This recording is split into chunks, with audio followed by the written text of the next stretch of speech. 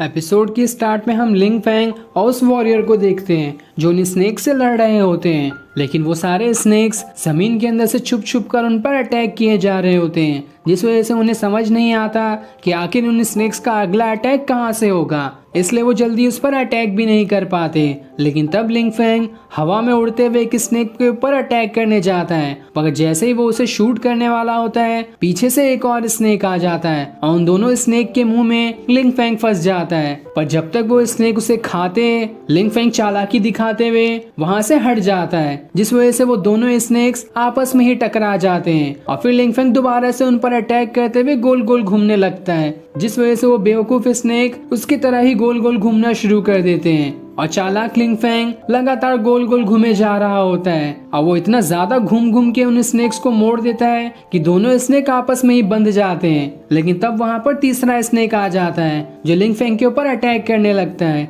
इसलिए लिंग फैंग वहां से भागना शुरू कर देता है, जहां वो उड़ते हुए उस स्नेक को शूट भी किए जा रहा था और फिर वो एक काफी अच्छा निशाना लगाते हुए उस स्नेक के मुंह के अंदर ही शूट कर देता है, जिस वजह से उसका थंडर फ्लैश उस स्नेक के पेट में ही जाकर फट जाता है और इस वजह से उस स्नेक को बहुत ही ज्यादा तकलीफ होने लगती है और वो तड़पते हुए वहां से भागने में ही अपनी भलाई समझता है, जिसके बाद वो तड़पते हुए वहां से भाग जाता है। तो वहीं वो वॉरियर भी उन दोनों स्नेक्स पर अटैक करके उन्हें वहां से भगा देता है, जिस वजह से वो दोनों स्नेक्स डर के मारे वहां से भाग जाते हैं। लेकिन वो स्नेक वहां से भागे नहीं थे, वो चुपचाप से रेत में घूमते हुए उन दोनों को चारों तरफ से घेर लेते हैं, जो देखकर लिंग फैंग और वो वॉरियर एकदम घबरा जाते हैं। इधर उन स्नेक्स का बड़ा भाई शियाओ से कहता है, तुम बिल्कुल अपने फादर की तरह हो। एक बार मेरी तुम्हारे फादर से लड़ाई हुई थी, जिस लड़ाई में तुम्हारे फादर ने मेरे 2 भाइयों को अपने कार्ड में कैद कर लिया था। जिसके बाद हम उसी फाइट का सीन देखते हैं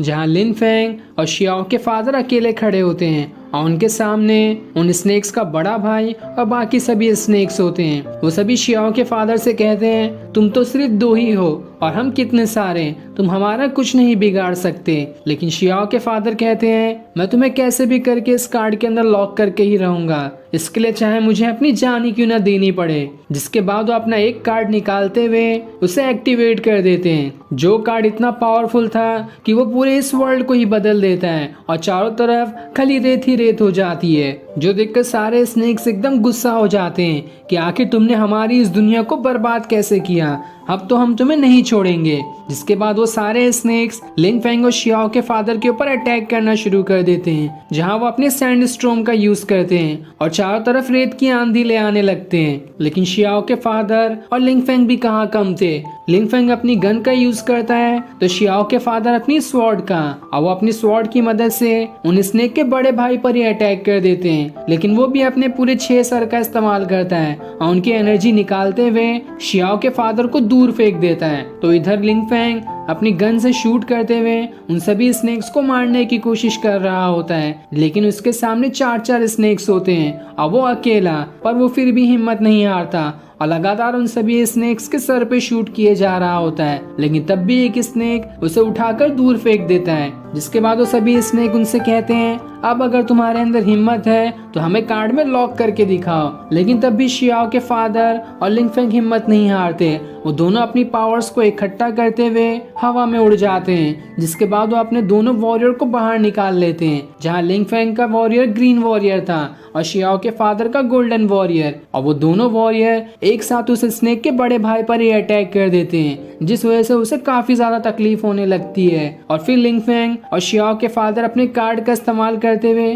दोबारा से उस बड़े भाई स्नेक पर अटैक कर देते हैं, जिसे तकलीफ में देखते हुए बाकी सारे स्नेक्स डर के मारे वहां से भाग जाते हैं। लेकिन तब तक लिंग फैंग ने एक स्नेक को अपने कार्ड में कैद कर लिया था, तो वहीं शियाओ के फादर ने भी एक स्नेक को अपने कार्ड में कैद कर लिया होता है। जिसके बाद वो दोनों वहां दूसरे कार्ड की मदद से एक लॉक लगा देते हैं, जिसकी वजह से ये सारे स्नेक तब तक यहाँ वापस नहीं आ पाएंगे जब तक उन्हें कोई पावरफुल बॉडी ऑरा महसूस ना हो, और जब तक उन्हें कोई पावरफुल बॉडी ऑरा महसूस नहीं होगा तब तक वो इस वर्ल्ड के अंदर ही सोते रहेंगे। अब हम शियाओ को देखते हैं, जिसे उस स्नेक का बड़ा भाई कह रहा होता है, तुम्हारा बॉडी ऑरा तो काफी ज्यादा पावरफुल था, इस वजह से तुम्हारा शुक्रिया, जो तुम्हारी वजह से हमारी नींद खुल गई, अब तो हम तुम्हें ही खा जाएंगे। जिसके बाद वो सारे स्नेक्स भाई मिलकर वहां पर अपनी पॉइजनस गैस फैला देते हैं, जिसकी चपेट में आते ही कोई भी मर सकता है। लेकिन तब गोल्डन आर्मर स्वॉर्ड में बदल जाता है और शियाओ से कहता है तुम्हें टेंशन लेने की जरूरत नहीं है,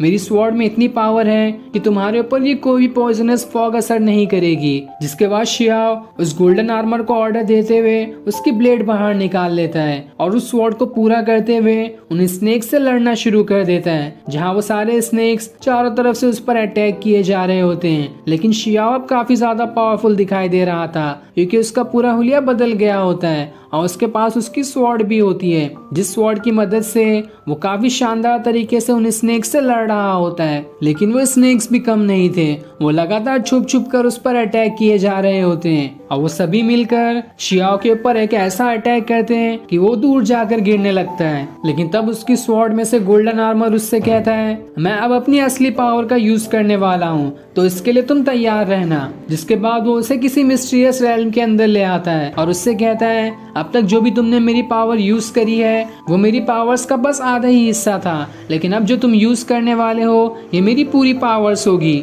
तुमने आधे ही पावर्स की मदद से उस बीस्ट को हरा दिया था, लेकिन इस बार पूरे पावर्स का इस्तेमाल करते हुए तुम्हें इन स्नेक्स को हराना होगा। जिस पर शियाओ कहता है मैं तुम्हारी पूरी पावर्स का इस्तेमाल करने के लिए तैयार हूँ। लेकिन गोल्डन आर्मर उसे एक वार्निंग भी देता है अगर तुमने मेरी पावर्स का कभी भी गलत इस्तेमाल किया तो मुझसे बुरा कोई नहीं होगा, मैं अपनी पूरी पावर्स तुम्हें दे रहा हूँ इस उम्मीद में कि तुम अपने फादर की तरह निकलोगे और दुनिया को बचाने में अपनी पूरी कोशिश करोगे। इस पर शियाओ कहता है तुम मुझ पर भरोसा कर सकते हो, मैं बिल्कुल अपने फादर की तरह बनने की कोशिश करूंगा। ये सुनकर गोल्डन आर्मर खुश हो जाता है और फिर वो अपनी पूरी पावर्स को एक्टिवेट करने लगता है। जहाँ वो जैसे जैसे अपनी पावर्स को एक्टिवेट करता है शियाओ की पावर्स भी बढ़ने लगती है और जैसे उसके पास एक स्वॉर्ड थी गोल्डन आर्मर की पूरी पावर्स यूज करने की मदद से सेम उसकी जैसी एक और स्वॉर्ड उसके पास आ जाती है, जिस वजह से शियाओ के पास अब 2 स्वॉर्ड हो जाती है और उन दोनों स्वॉर्ड की मदद से शियाओ उन सारे स्नेक्स पर अटैक किए जा रहा होता है। जहाँ उसके सामने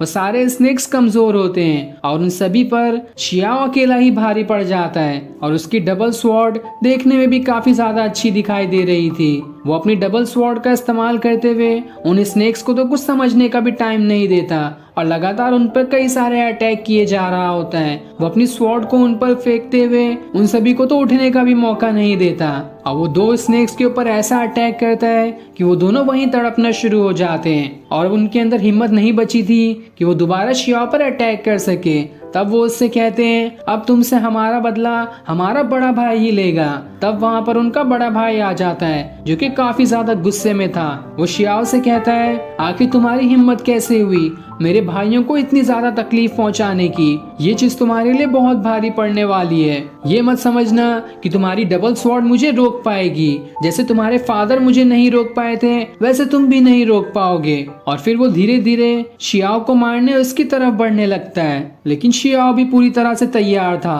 और हर टाइम उसकी हिम्मत बढ़ाने के लिए गोल्डन आर्मर उसे मोटिवेट कर रहा होता है कि तुम्हें बस हिम्मत रखनी है, तुम आसानी से सब चीज से लड़ जाओगे। इधर हम लिंग फैंग और उसके वॉरियर को देखते हैं जो अभी भी बाकी स्नेक से लड़ रहे होते हैं, लेकिन तब वो लड़ते हुए एक दलदली जमीन के अंदर फंस जाते हैं जहाँ से बाहर निकलने में उन्हें परेशानी हो रही होती है और फिर उनके पीछे से वो स्नेक उनके ऊपर अटैक करने के लिए आने लगता है। लिंग फैंग जैसे ही उसे शूट करने वाला होता है पीछे से दूसरा स्नेक उसे एक जोरदार धक्का मार देता है जिस वजह से उसकी गन दूर जाकर गिरती है और वो अकेले दूर जाकर गिर जाता है जहाँ वो काफी ज्यादा थक चुका था। और ये सीन दिखाते ही ये एपिसोड यहीं एंड हो जाता है। Thanks for watching.